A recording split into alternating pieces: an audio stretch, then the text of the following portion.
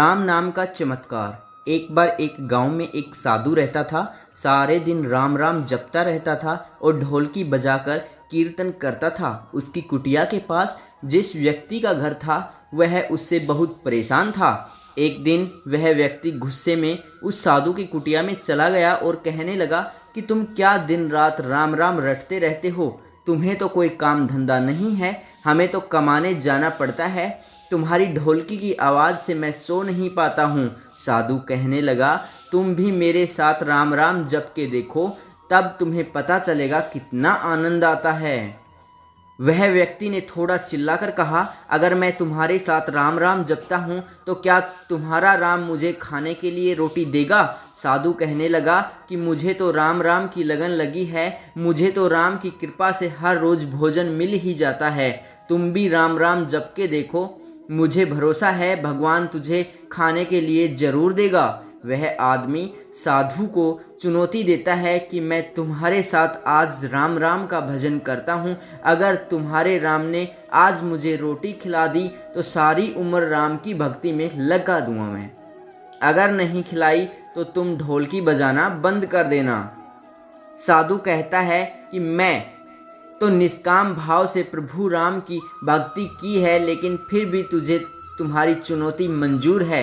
वह व्यक्ति साधु के साथ बैठकर राम राम का जाप करता है और मन में निश्चय करता है कि चाहे कुछ हो जाए मैं आज भोजन नहीं करूँगा, देखता हूँ इसका राम मुझे कैसे भोजन कराता है।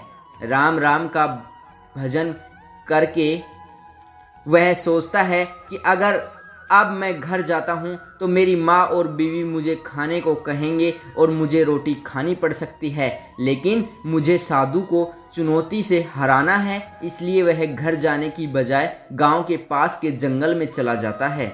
जंगल में एक पेड़ पर चढ़कर बैठ जाता है। वह सोचता है कि मैं सारे दिन इस पेड़ पे से उतरूंगा नहीं, अन्न का दाना भी नहीं खाऊंगा। इस तरह से साधु को हरा दूंगा और उसकी ढोलकी बजाना बंद करवा दूंगा। कुछ देर बाद उस जंगल में एक बंजारों की टोली गुजर रही थी। उन्हें भूख लगी होती है तो बंजारों का सरदार कहता है कि अगर आग जलाकर यहीं पर खाना बना लो, अब खाना खाकर ही आगे बढ़ेंगे। खाना बनकर तैयार हो जाता है। बंजारे खाना खाने ही वाले थे कि इतनी देर में बंजारों को सूचना मिली कि पीछे से डाकू आ रहे हैं। तो बंजारों का सरदार कहता है कि हमें यहाँ से चले जाना चाहिए, डाकू हमारा सब कुछ लूट सकते हैं। वे बंजारे खाना वहीं पर छोड़कर चले जाते हैं। वह आदमी पेड़ पर चढ़ा सब कुछ देख रहा था। कुछ समय बाद डाकू वहाँ पहुँच जाते हैं। भोजन को देखकर डाकू कहते हैं कि खुशबू तो बहुत अच्छी आ रही है, लेकिन यह भोजन किसने फिर बनाया? बनाने के बाद खाया क्यों नहीं? कहीं किसी की चाल तो नहीं है फंसाने की? हो सकता है इस भोजन में जहर हो। उसी समय डाकुओं के सरदार की नज़र उस व्यक्ति पर पड़ी। वह उसे नीचे आने का आदेश देता है।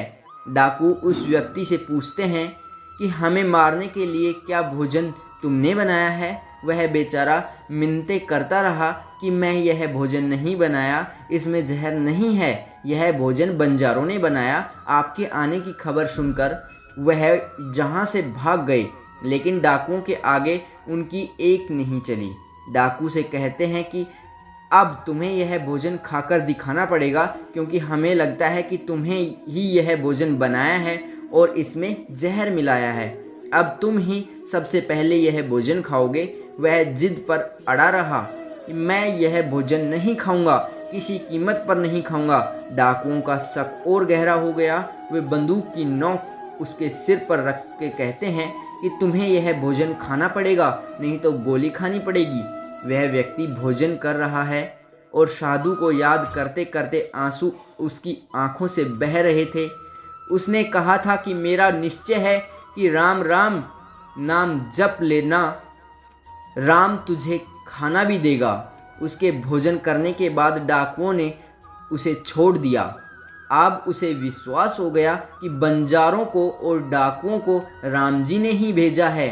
वह सीधा साधु की कुटिया में चला गया और जाकर उसके चरणों में प्रणाम किया और उन्हें सारा वृतांत बताया।